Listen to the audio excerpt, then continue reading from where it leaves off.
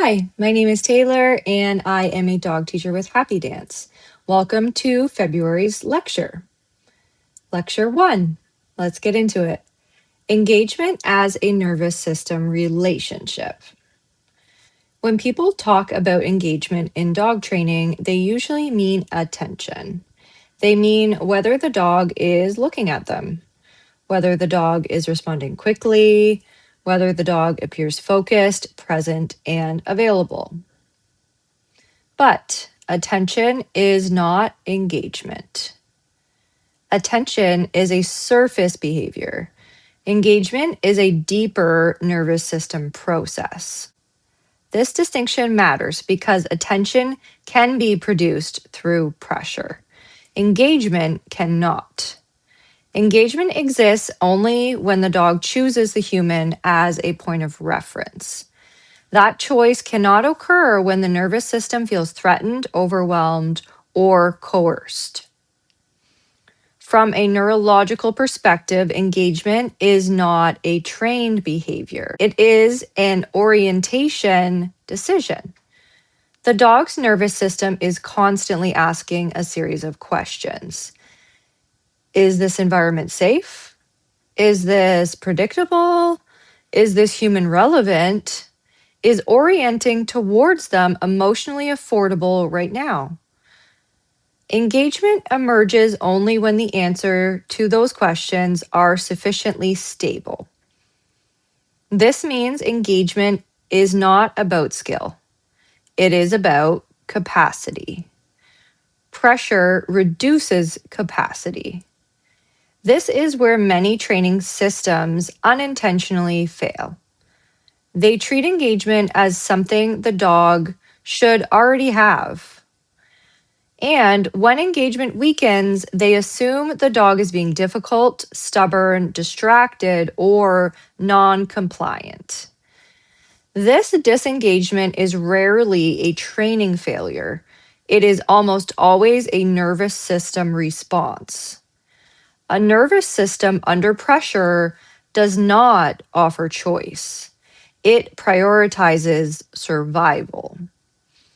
And engagement requires choice. This is why engagement cannot be forced. The moment it is forced, it stops being engagement. It becomes compliance. Compliance can look like engagement on the surface. The dog may look at the handler. The dog may respond quickly. The dog may stay close. But neurologically, compliance and engagement are not the same. Compliance is behavior under obligation. Engagement is behavior under choice. They are driven by entirely different processes in the brain.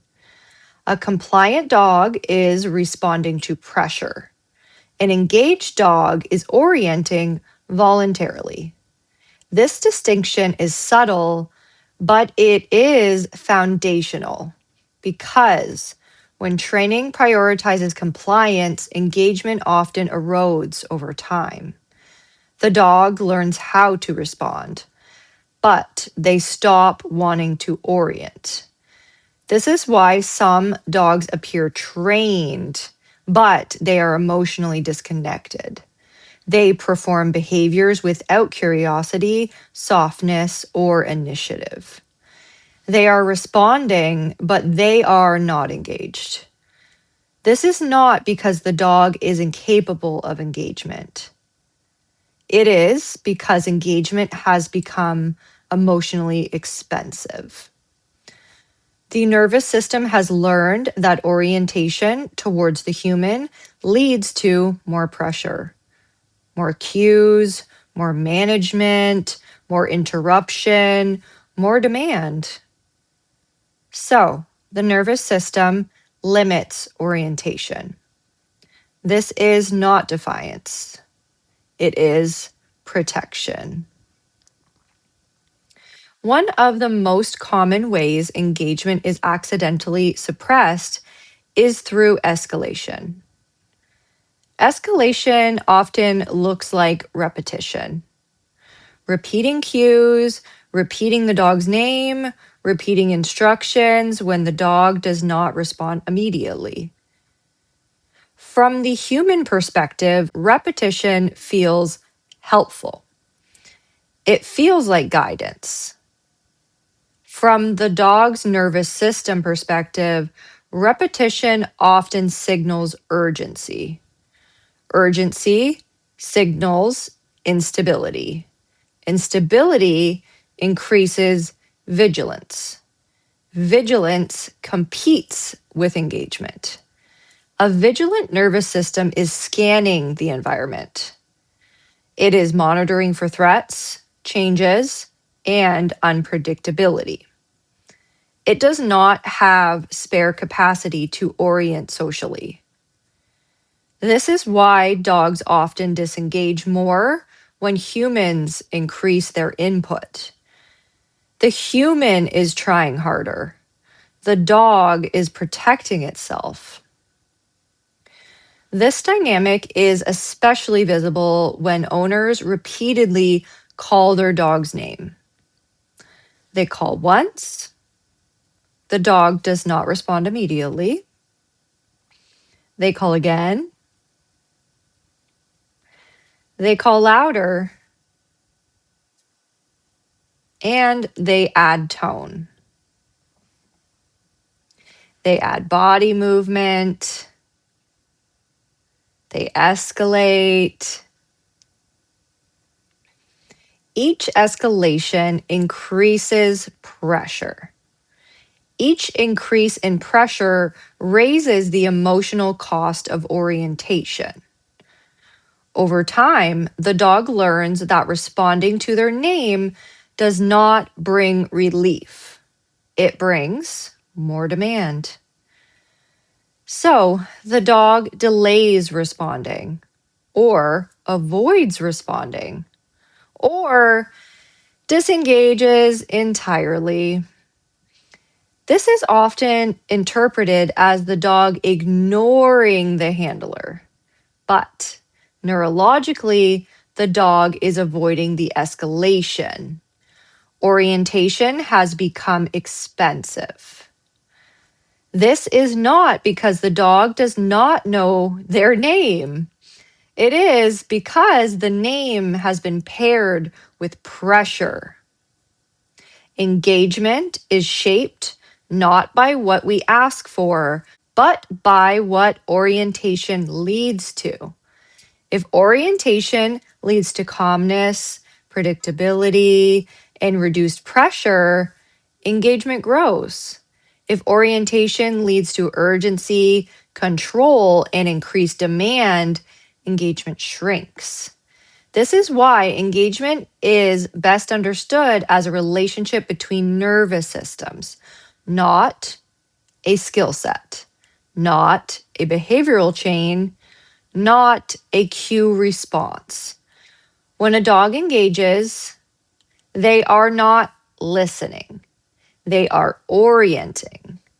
They are choosing the human as a source of information and regulation. This choice is fragile. It is easily disrupted by pressure. This is why engagement often appears strongest in low demand environments. At home, in a familiar space, during calm moments, and weakest in environments with high arousal, unpredictability, or social pressure. The dog is not being selective. The nervous system is managing load. Capacity matters. Engagement requires available bandwidth. When bandwidth is consumed by environmental stress, vigilance, or pressure, engagement disappears. This does not mean engagement training should only happen in easy environments forever. It means engagement must be built where the nervous system can afford it. Engagement cannot be built at the edge of overwhelm. This is where many well-meaning owners get stuck. They want engagement most when their dog is struggling on walks, around triggers, in stimulating environments. They increase cues, they increase proximity, they increase instruction, and engagement collapses further. This feels confusing and frustrating, but neurologically, it makes sense. A nervous system that is already overloaded cannot take on more relational demand. It needs regulation first. This brings us to an important reframing. Engagement is not something you demand when things are hard. Engagement is something you build so that things become easier. It is built in moments of low pressure. It is strengthened through predictability. It grows when orientation is safe, optional, and emotionally affordable. This is why true engagement is often quiet. It does not look like constant eye contact. It does not look like rigid focus. It looks like soft orientation, brief check-ins, subtle body shifts, choosing proximity without instruction, pausing moments when the human pauses. These moments are easy to miss because they are understated, but they are the building blocks of durable engagement. Sustained attention does not appear first. It appears last. It is the outcome of many small voluntary orientation decisions. This is why engagement should never be measured by how long a dog looks at you. Duration is not the metric. Choice is. When engagement is measured incorrectly, training decisions follow the wrong logic. Owners try to increase duration before capacity exists. They try to hold attention instead of allowing it to emerge. They interrupt regulation in pursuit of focus. And engagement weakens further. Engagement without pressure requires a shift in mindset. The question is no longer, how do I get my dog to pay attention? The question becomes, how do I become easy to orient to? This is a relational question. It asks about predictability. It asks about emotional safety. It asks about whether the human reduces or increases nervous system load. When humans slow down, speak less, and manage pressure intentionally, dogs often begin offering orientation on their own, not because they were told to, but because the nervous system senses relief. Relief restores curiosity. Curiosity drives orientation.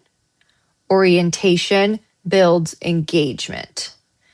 This is the foundation of engagement without pressure. And this is only the beginning. That is a wrap for part 1 of 2 of one of our lectures for February.